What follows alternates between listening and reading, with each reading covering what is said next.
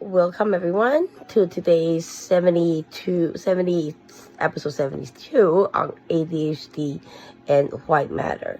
And the background playing is Tokyo Myers, one of my favorites.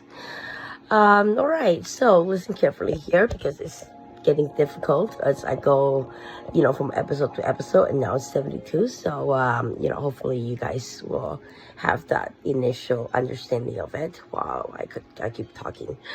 White matter is a network of nerve fibers that allows different parts of the brain to communicate with each other. It's made up of axons, which are extensions of nerve cells, and it's covered in a fatty substance called myelin that gives it white color. Myelin acts as an electrical insulator, protecting the nerve fibers and speeding up the transmission of signals. Long thought to be passive tissue, white matter affects learning and brain functions, modulating the distribution of action potentials, acting as a relay and coordinating communication between different brain regions. White matter is found in the deeper tissues of the brain, such as the subcortical. It contains nerve fibers, which are axons, which are extensions of nerve cells, which are neurons. Many of these nerve fibers are surrounded by a type of sheath uncovering called myelin, and myelin is the one that gives white matter its color. So I hope that you understand that now. While gray matter is a common focus in topics of brain structure, white matter also plays a very critical role in helping blood pressure, body pressure, process information. It connects regions that sense and receive signals, affecting the ability to focus and learn, solve problems, and stay balanced while walking. Current evidence suggests that ADHD involves dysfunction in wide functional networks of brain areas associated with attention and cognition. This study examines the structural integrity of the white matter neural pathway, which underpin these functional networks, connecting frontal, striatal, and frontal parietal circuits. In children with ADHD, 15 right-handed 8 to 18-year-old males with ADHD combination type and 15 right-handed age verbal and performance IQ matched healthy males underwent diffusion tensor imaging.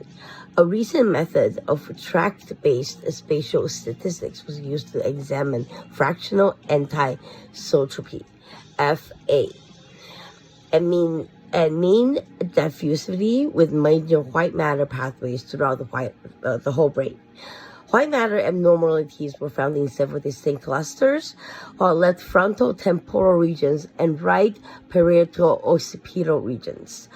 Specifically, participants with ADHD showed greater FA in white matter regions, underlying the inferior parietal, occipital parietal, inferior frontal, and inferior temporal cortex.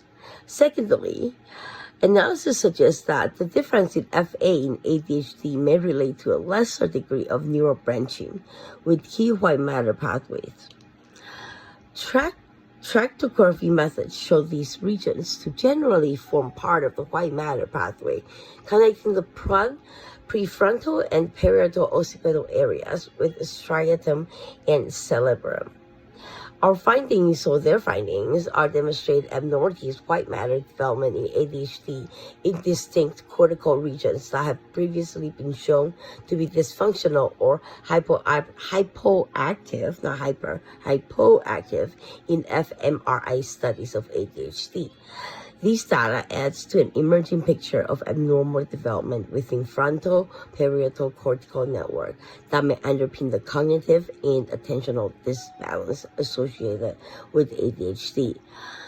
It could be outdated a little bit because this research was done in 2009 when it published.